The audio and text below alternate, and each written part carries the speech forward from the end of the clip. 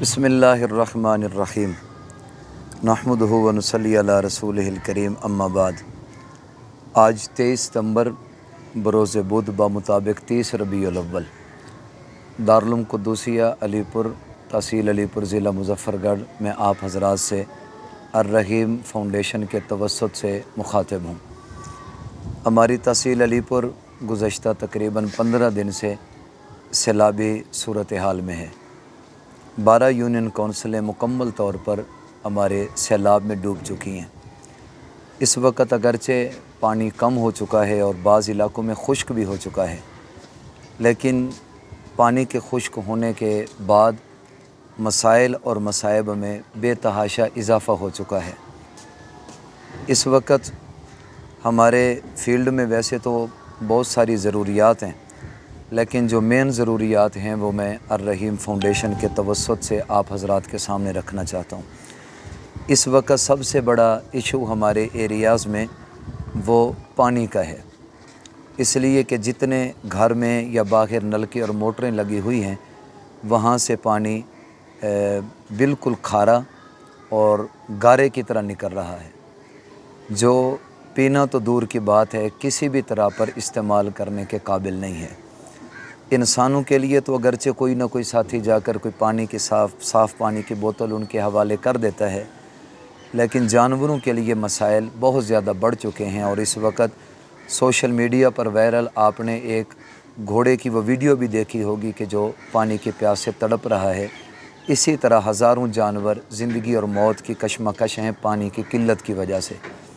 तो इसमें सबसे पहले इन दही इलाकों में नलके लगवाए जाएँ, मोटरें लगवाई जाएँ, उनके बोरिंग करा के दिए जाएँ, ताकि उन लोगों के लिए कम अज़ कम पानी का हासिल करना और जानवरों को पानी पिलाने का कोई असबाब बन सकें।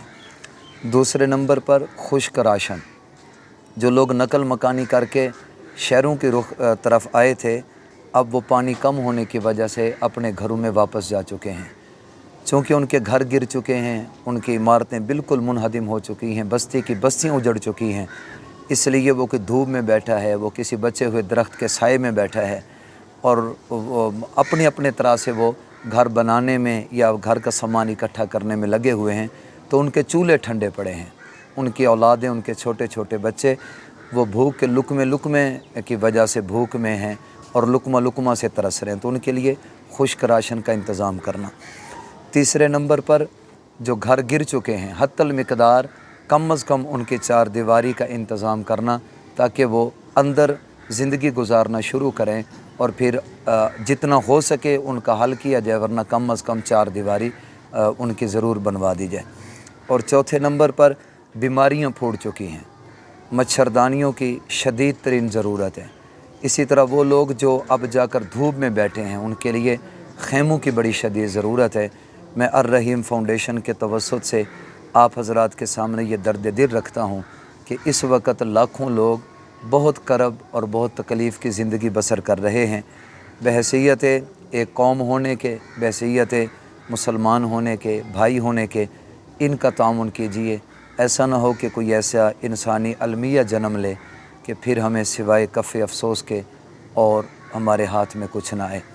बहरहाल अर्रहीम फ़ाउंडेशन के अहबाब हमारे पास तशरीफ़ लाए, फ़ील्ड में गए, विज़िट किया, लोगों के हालात को देखा, गिरे हुए घरों का मुआयना किया और लोगों की तकालीफ़ को ख़ुद सुना। और इन हज़रात ने जो राशन वगैरह लेकर आए वो तकसीम किया। अल्लाह ताला इनकी आमद को कबूल फ़रमाए, बाइस रहमत बनाए। और आखिरी एक गुजारिश मसाजिद की बहाली, कि जो हमारे पूरे सैलाबी एरिया में मसाजिद हैं जिनके अंदर पानी खड़ा रहा, उनमें सफ़ेदी, साफ़ और मुसल्ले का अहतमाम करके नमाज़ें और इबादत शुरू कराई जाएँ, ताकि अल्लाह ताला की रहमत इनकी तरफ मज़ीद मुतवज्जे हो। अल्लाह ताला हम सब का हामी और नासिर हो। खिदमत का ये सफ़र इंशाअल्लाह जारी रहेगा। किसी भी तरह से अगर आपको हमारी खिदमत दरकार हों, हम और हमारे पूरे रज़ाकारों की टीम आपके साथ इलाके में जाकर विज़िट कराने के लिए तैयार है। ख़ुद आएँ, फ़ील्ड में लोगों के हालात देखें, जितना आपसे बन पाए लोगों की खिदमत करें। अल्लाह हम सब का हामी और नासिर हो। जज़ाकुमुल्लाहु तआला खैर।